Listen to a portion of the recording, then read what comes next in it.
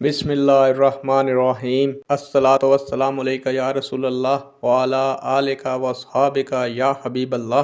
अस्सलामु अलैकुम मुअज़्ज़ज़ नाज़रीन व सामीन। अल्लाह ताला से दुआ करता हूँ कि अल्लाह ताला आप लोगों को खुश व खुर्रम रखे और आप लोगों की तमाम तकालीफ परेशानियों को दूर फरमाए, आपको दिन दुगनी रात चुगनी तरक्की अता फरमाए। प्यारे दोस्तों, आज की वीडियो का अनवान है, क्या हर शरई मसले में सऊदी अरब के लोगों की इत्तिबा ज़रूरी है?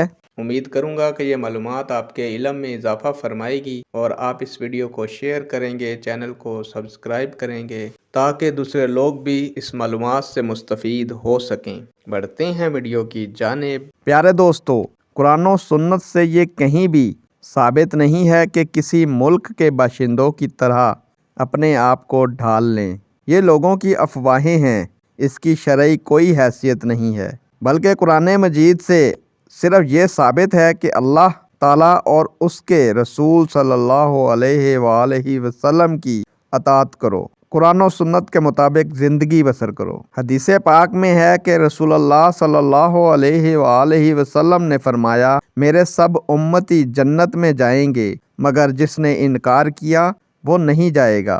अर्ज़ किया गया, कौन इनकार करता है? फरमाया, जिसने मेरी अताअत की वो जन्नत में दाखिल होगा और जिसने नाफरमानी की उसने इनकार किया।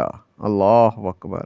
इसी तरह दोस्तों, दर्जनों इरशादात हैं जिसमें हजूर सल्लल्लाहु अलैहि वसल्लम की अताअत का हुक्म दिया गया है।